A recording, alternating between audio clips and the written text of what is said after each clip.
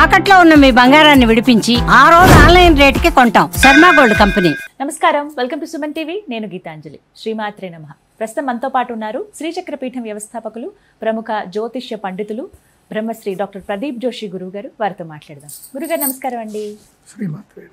శ్రీమాత్రే నమః. విజయదశమి శుభాకాంక్షలు మీకు, ప్రేక్షకులకి, మీకు కూడా అందరికీ విజయదశమి శుభాకాంక్షలు. చాలా సంతోషం అండి. చాలా చక్కగా నవరాత్రులు జరుపుకున్నారు.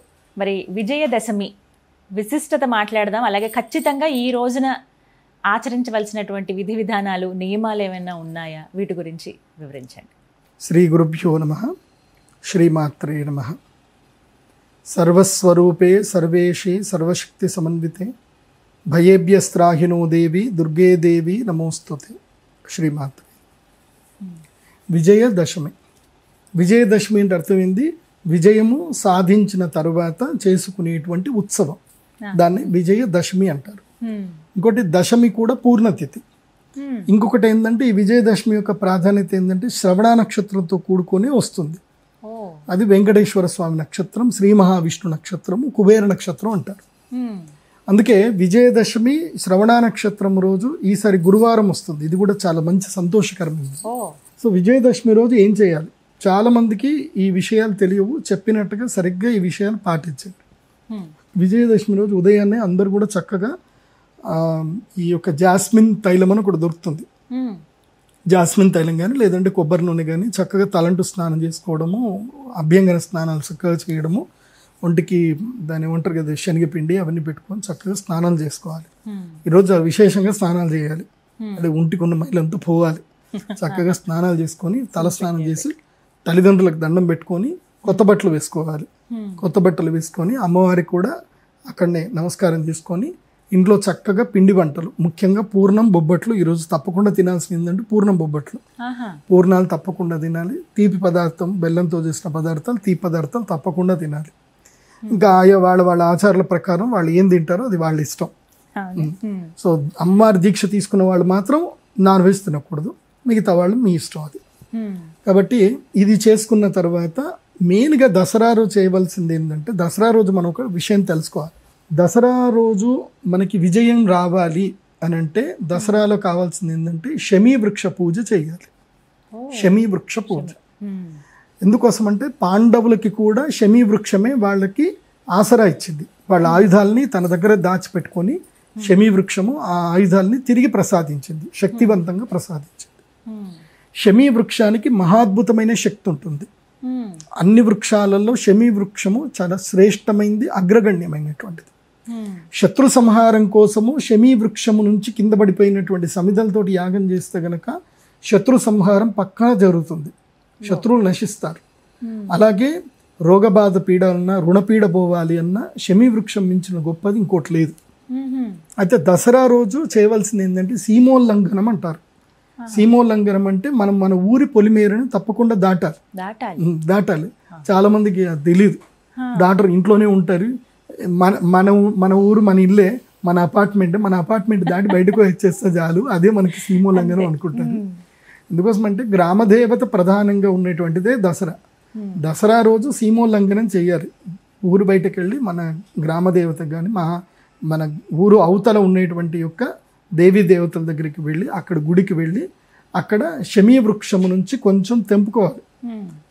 ఇది జమ్మి చెట్టు నుంచి కొంచెం తెంపుకొని అది అమ్మవారి దగ్గర నివేదన చేసి మన జేబులో పెట్టుకొని మన మిత్రులకు అందరు కూడా దాన్ని బంగారం అంటారు. తెలంగాణ సంప్రదాయ ప్రకారం బంగారం అంటారు. అందరికీ బంగారం ఇచ్చి అలై బలై చేసుకోవాలి అని అంటారు.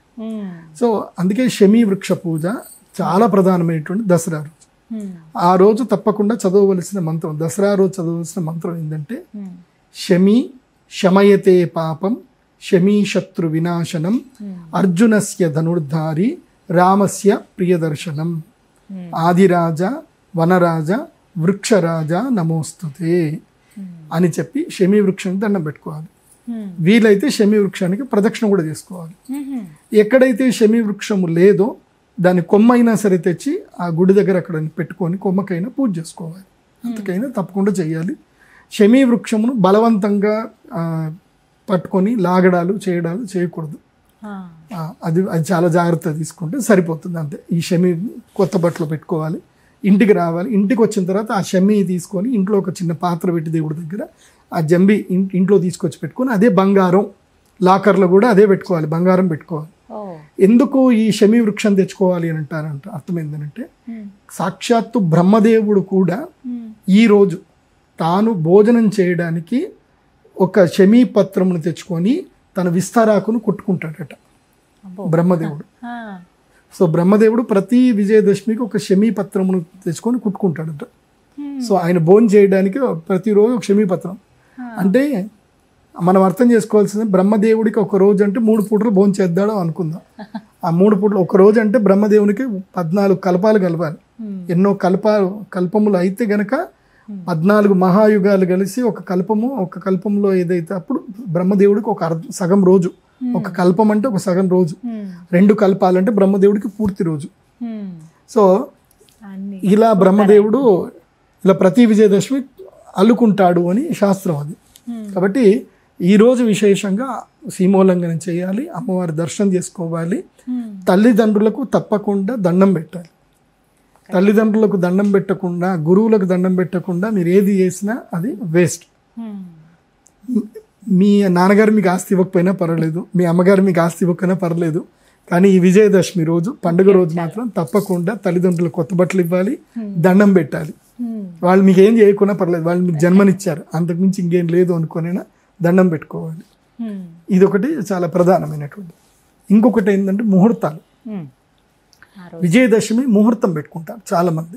అంటే వాళ్ళ వ్యాపారంలో మళ్ళీ ఏదైతే కొత్తగా కొనుక్కోవడము చేయడము ముహూర్తం పెట్టుకుంటారు. చేయొచ్చు. విజయదశమి రోజున ఈసారి గురువారం వచ్చింది కాబట్టి ముహూర్తం ఈ రోజే ఉంది. చాలా మందికి శ్రవణ నక్షత్రం నెక్స్ట్ డే వస్తుంది కాబట్టి నెక్స్ట్ డే కూడా పెట్టుకుంటారు. ఈసారి శ్రవణ నక్షత్రం గురువారం రోజు వచ్చింది కాబట్టి విజయదశమి రోజు ముహూర్తాలు ఉంటాయి. సో హోరాచక్రం చూసుకొని ముహూర్తం పెట్టుకోవాలి. ఈ రోజు గురువారం వచ్చింది కాబట్టి హోరాచక్ర రీత్యా ఏంటంటే మధ్యాహ్నము 11:38 నుంచి 12:48 వరకు అభిజిత్ లగ్నం ఉంటుంది. అభిజిత్ లగ్నంలోనే ముహూర్తాలు ఏమైనా పెట్టుకునేది ఉంటే అప్పుడే పెట్టుకోవాలి. అంటే ముహూర్తం అంటే ఏం ఉండదు. ఇప్పుడు మీరు ఒక షాప్ పెట్టుకున్నారు, ప్రతి సంవత్సరం నడుస్తుంది, ఈ సంవత్సరం కూడా మళ్ళీ ముహూర్తం చేయాలి.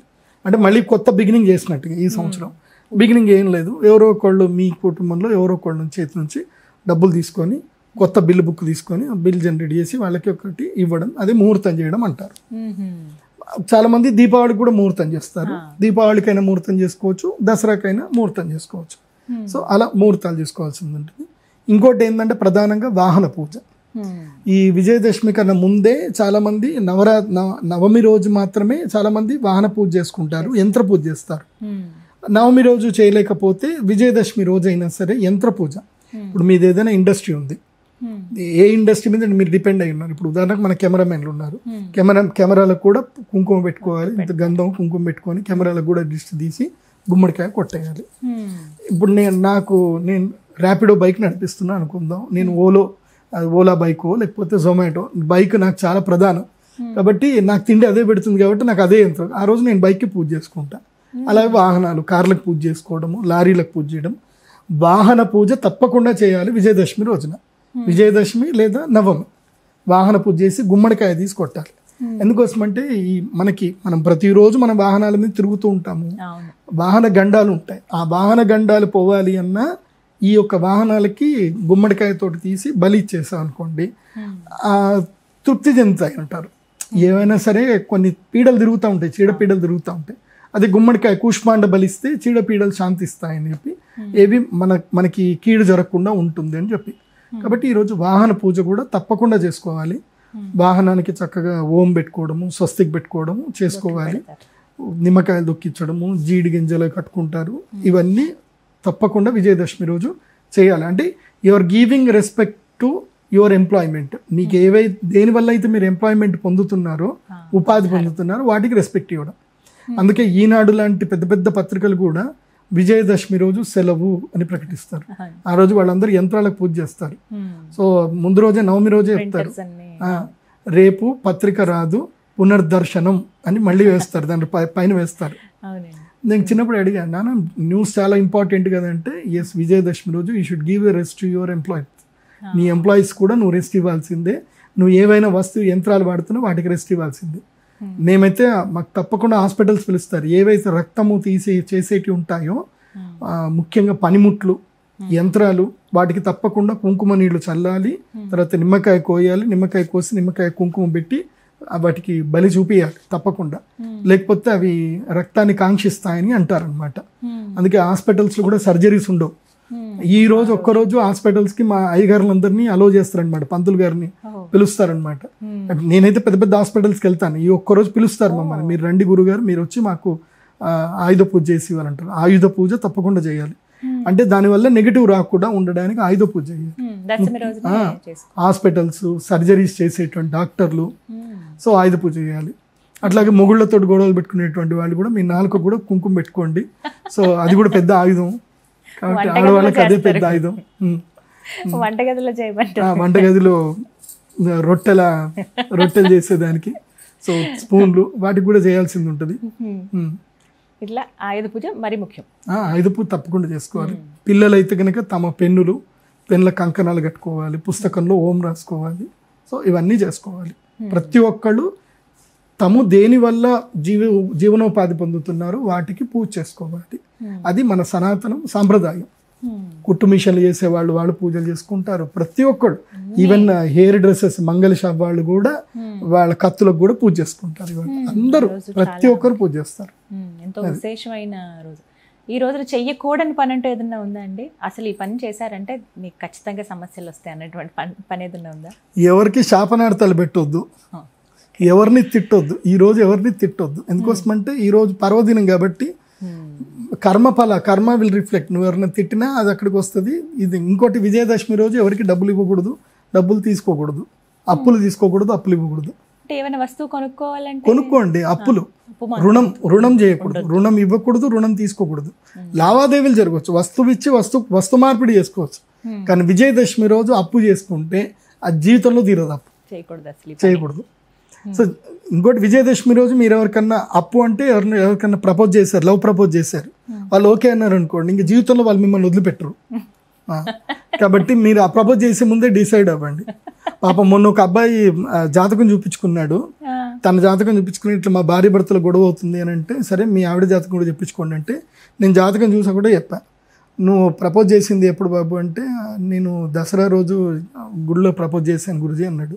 అయితే మంచిదే, ఇంకా నువ్వే అమ్మాయికి సారీ చెప్పడం రెడీ పెట్టుకో. సారీ రోజు 10 సార్లు సారీ అని చెప్పడం గట్టిగా పెట్టుకో. ఎందుకోసం అంటే అమ్మాయి జాతకం అట్లనే ఉంది. ఇంకోటి, నేను జాతకం చూసి చెప్పాను అనమాట, నువ్వే వంట చేయాలి, అమ్మాయి అయితే వంట చేయదు. ఆ అమ్మాయికి ఏంటంటే ఆమెకి నాలుక చాలా భయంకరంగా ఉంటుంది, ఆమెకు మంచి తెలివితేటలు ఉంటాయి. సో ఆమె ఇంట్లో పని అయితే చెయ్యదు. నువ్వు ఎంత ముచ్చట పెట్టమన్నా ముచ్చట పెడుతుంది ఆ అమ్మాయి. బిజినెస్ ఎంత చేయమన్నా బిజినెస్ చేస్తుంది, కానీ ఆమె ఇంటి పని మాత్రం చేయదు అంటే, ఎస్ గురువు గారు నేనే వంట చేస్తాను. ఆమె వారానికి ఒకసారి వంట చేస్తుంది, డైలీ నేనే వంట చేస్తాను. సో ఎక్కడ ఉంటున్నా అంటే అమెరికాలో ఉంటుంది కదా, అమెరికాలో పని మనుషులు దొరకరు కాబట్టి పాప మా అబ్బాయే పని చేసుకుంటాడు అనమాట. సో అట్లాంటి అలా కావాలనుకుంటే ఎవరైనా అమ్మాయిలు మీ హస్బెండ్ మీకు చెప్పినట్టు వినాలి, అసలు వదిలిపెట్టద్దు అనుకుంటే మీరు ఆ రోజు ప్రపోజ్ చేయండి, ఫిక్స్ అయిపోవాలి మైండ్ లో అంతే. సో దసరా రోజు ప్రపోజ్ చేస్తే లైఫ్ టైం ఉండిపోతుంది అనమాట. అందుకే దసరా రోజు మేము పెళ్లి ముహూర్తాలు పెట్టాం ఎక్కువ. మామూలుగా ఉండవు కదండి పెళ్లి ముహూర్తాలు ఉండవు, నవరాత్రుల్లో పెళ్లిళ్ళు పనికిరావు. చేసుకోరు. మొత్తం మీద ఇలా జరుపుకోండి అని చెప్పి ఫైనల్ టచ్ బాగా చేశారు. చాలా సంతోషం. ధన్యవాదాలు గురువు. శ్రీమాత్రే.